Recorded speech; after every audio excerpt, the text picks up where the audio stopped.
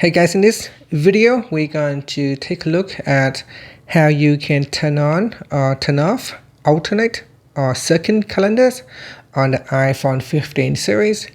First, let's go back to the home screen by swiping up at the bottom of the screen, and from the home screen tap on settings. Now in the settings page we scroll down, and in here tap on calendar.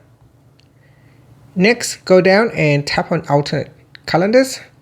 From here, if you want to turn off the alternate or the second calendars, just simply select off. Otherwise, you can choose the Chinese, Hebrew or Hijri as your second calendar.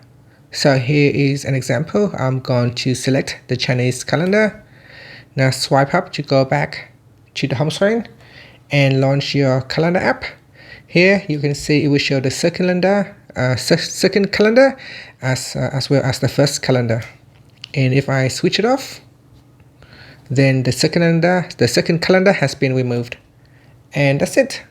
Finally, to go back to your home screen, just swipe up at the bottom of the screen. Thank you for watching this video. Please like and subscribe to my channel for more videos.